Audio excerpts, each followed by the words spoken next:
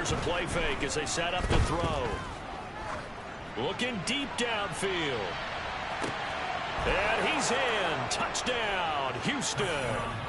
George Pickens in the final seconds of the first half. And the Texans have taken the lead here in the final stages of this first half. Extra point by McLaughlin is up and good. And that makes the score 14-7.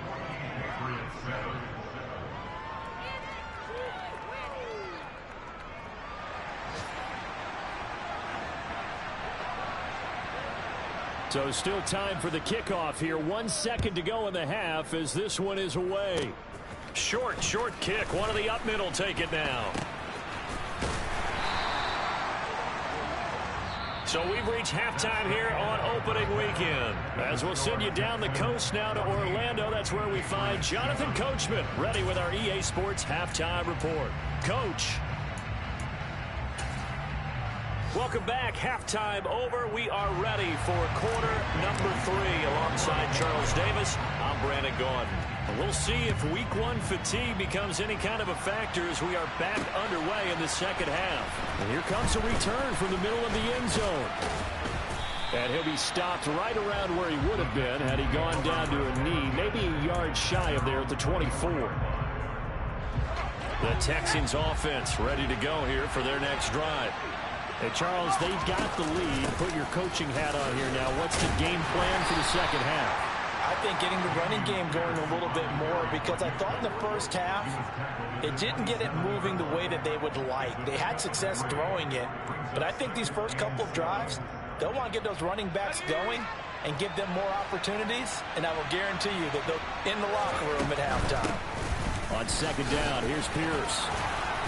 And he gets this one just shy of the 40. They'll mark him down at the 39. 46 yards rushing for him now as he's run it 11 times. Well, you certainly have to give a little credit here because they're playing this game now at their pace. This is ball control football, sustained runs, taking their time and making it work. And he's going to take this ahead for right around 3 yards, but no more than that. Second down. 3 yards on that last carry. Here's 2nd and 7. Now they'll switch it up here and look to throw. He's going to look deep down the field. That's caught inside the 20. And he's brought down here just outside of the 20. And that looked almost to be a case of, a quarterback saying, hey, I'm going to throw this as far as I can and hope you run under it. Mission accomplished.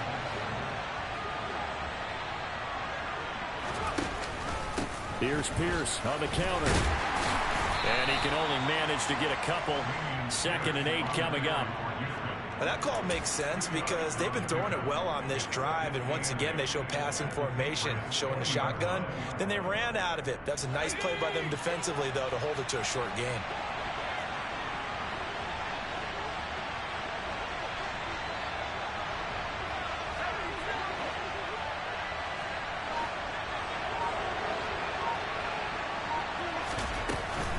And Pierce gets it again on 2nd down. And he's going to take this down close to the first. Patriots 13-yard line. It's a gain of 6, moves him to a manageable 3rd and 2 situation. I think we can safely say that those types of plays are the backbone of this offense. We know not every run's going to be a big hitter, but they'll take that type of result on each and every attempt. They'll run the option on 3rd and short yardage. And he's in. Touchdown, Houston. A 13-yard touchdown run. And the Texans take the opening kickoff of the 3rd quarter and drive right down the field to extend their lead. That seemed pretty ideal there for the offense, Charles. You take a little bit of time off the clock here in the 3rd quarter, decent length drive, and you pad your lead as well at the end of it. And what it does is let you feel like you're in control of this game. Touchdown lead, right? Because you have taken that time off, as you noted, which means they couldn't get you off the field. You ran your playbook the way you wanted to, and you gave your defense some rest. What a big-time drive in that situation. And able to get this out to the 25.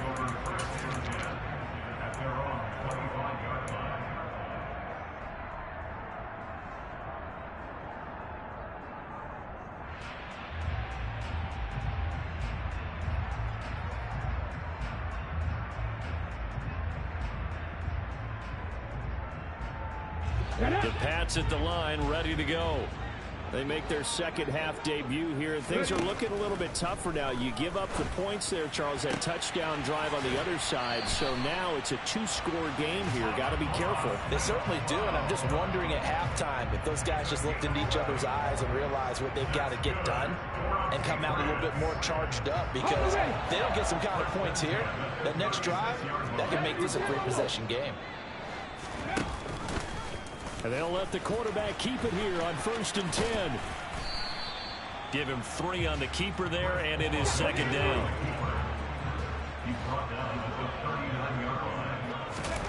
Oladokin off the play fake. It's caught. Cameron left side. And just 3 yards on the catch there. He couldn't get away. And it brings up 3rd and 5 now. They'll need 5 on this play to move the sticks. To throw, Oladokin. Pass complete on the out route to Beckham.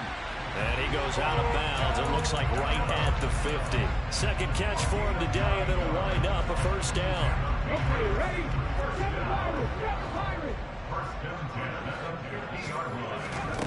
It's Oladokin on 1st down. He's going to fire this thing deep right sideline. It's incomplete. Took a shot, couldn't connect. He did a fine job there of not hitting him before the ball arrived, and I've got to tell you, you can often mistime that play because of the angles of approach. When you're going to get him, sometimes you panic as well and think, I've got to be there right now. Instead, in this case, timed it perfectly and knocked it free. 5 yards. Now it's 3rd and 5. Let's not quibble about the gain there on 2nd down. That was a positive play because that was a take-what-you-can-get situation. Got out to the tight end. Now it gives them a much better opportunity to convert on 3rd down. Oladokin to throw. And they're going to get this down near the 35-yard line. Ball up to the 35 now as they come up on 1st and 10. Off the play fake, Oladokin. And that throw behind his man. He missed him. Incomplete. I'm sure it was a tough halftime trying to figure out some strategy to get things going. Trailing by a lot when they went into the locker room. He's just trying every avenue to spark his team here to begin the 3rd quarter. Not a lot going on that play, though. They try to throw on 2nd down, but this one is incomplete. Partner, what we're seeing so far is a defense is certainly coordinated. Both levels doing their jobs in tandem. The back helping the front helping the back. The pressure got home on that last play and forced him to try and throw through contact and short of the sticks. That's to Dalvin Cook, his running back. And he's going to be taken down with another 1st down as the stop's made at the Texans' 21. Oladokin again. It's caught. Smith. Oiled up now. A nice throw there, and they're really putting together a good drive. Now Oladokin goes right back to Smith again.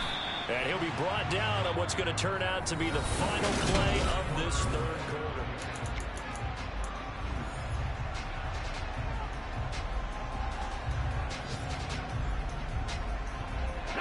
From the 5, 2nd and 4.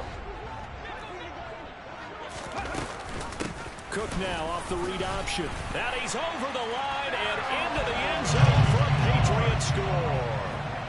Dalvin Cook with career touchdown number 91. He joins a group that includes Tony Dorsett and Isaac Bruce, among others. And the Patriots have made it a 1-score game again here in the 4th. Bailey now to kick it away after the touchdown. This is taken just shy of the 10.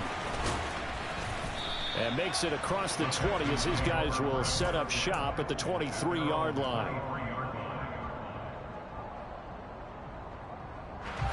The Texans offense ready to go here for their next drive. Their lead back down to 1 score after the touchdown a moment ago. 1st down's a must on this drive as they start out here 1st and 10. And he'll be corralled right around the 34. 68 yards on the ground for him now as he's done that on 15 carries. Just week one, but already plenty of intrigue with the games going on, and this one no different as we come up on a 1st and 10. And he went nowhere. Well, he went backwards, back to the 33. Officially, it's a 1-yard loss. That's going to bring up 2nd and 11. Run blitz there defensively, something we might see more of here in the 4th quarter. I think we'll see a lot of it, and the difference between that and a pass blitz, you're trying to get to the quarterback. You're trying to scheme someone open who will get to the QB and make sure he gets on the ground. In a run blitz, you're actually trying to cover up gaps, trying to cover up holes so they can't run the football. 2nd and 11. Open man is Howard, the tight end. It'll go as a gain of 4. 3rd and 7 now. That was an okay hook up there with his tight end, but unfortunately, they didn't get the kind of yards they had hoped for. That's going to bring up 3rd down.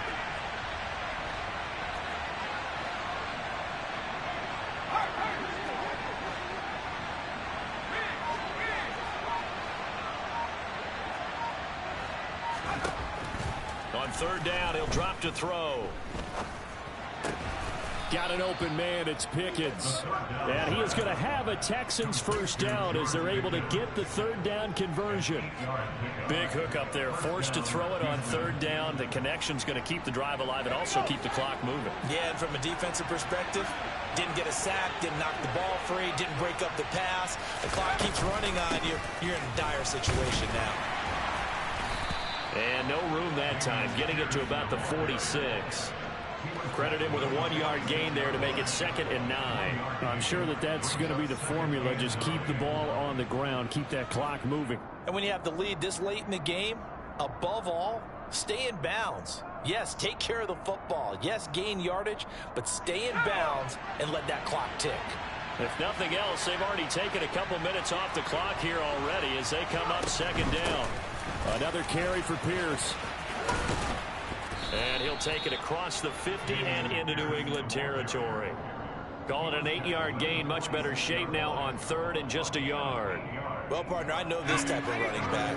I mean, this size, this intensity usually gets better as the game goes on. And I just tell you from experience, the first few quarters, oh, you're eager. You come running up there. I'm going to tackle this guy. By the 4th quarter, you're coming up and thinking about it. And D-line wearing down 4th quarter. Yeah, that's not a guy they want to see consistently. Well, they were in search of a short gain on 3rd down, and they wind up nabbing over 20 yards.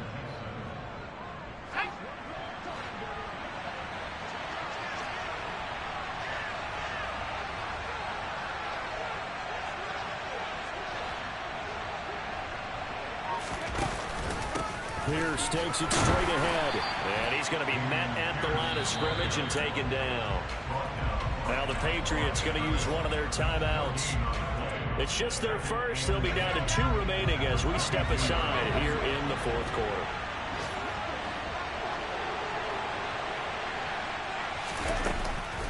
Pierce now up the middle. And brought down, but not before they get it inside the 10 to the 7. It's a really nice 15-yard pickup, and now it's 1st and goal. No doubt those are the types of carries they're looking for here, Charles. The lead in the 4th quarter. This is when coaches that have a reliable running game, they breathe a little easier on the sideline. Yeah, they love the idea that they can take the air out of the football at this point of the game. That means they're really counting on that offensive line, counting on the runners, taking care of the football. Because you're going to tell your quarterback, hey, no time to be a hero. We're not going to throw it here. Just eat up that clock. And if you have the ball, they can't score.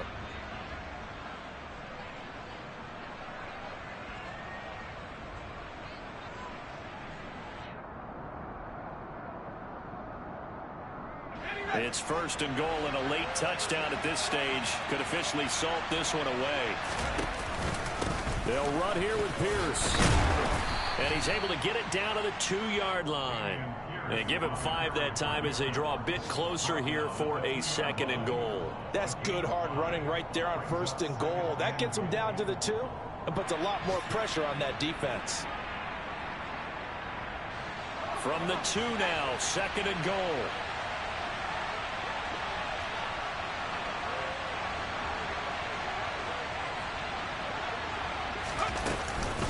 A run run for Pierce out of the gun.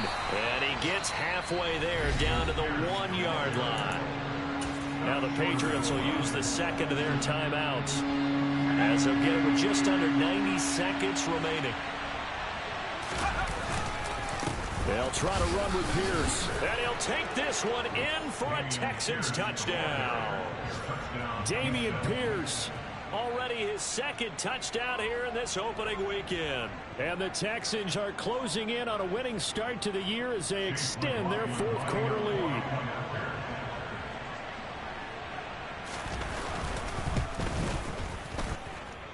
The extra point by McLaughlin is up and good. And the lead now up to 14. The kickoff team on the field now as they will send this one away. And this will not be returnable. It's out of the back of the end zone for a touchback.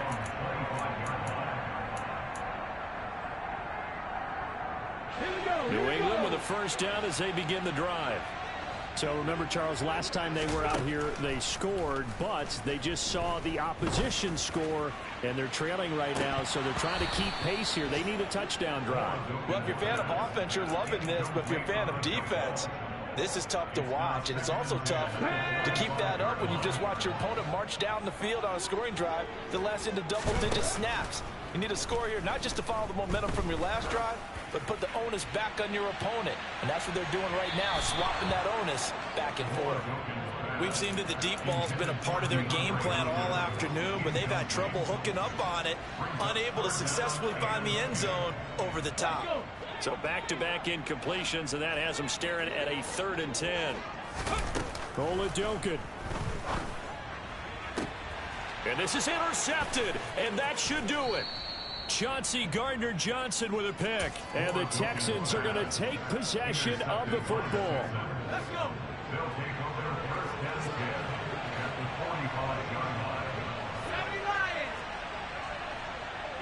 Slot man moves right.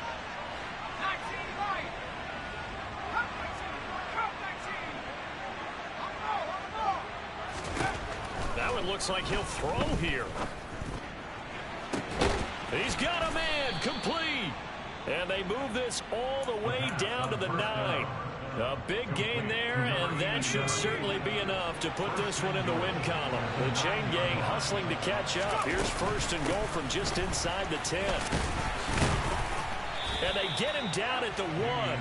He had the broken tackle, but ultimately could not get into the end zone. 2nd and goal from the 1.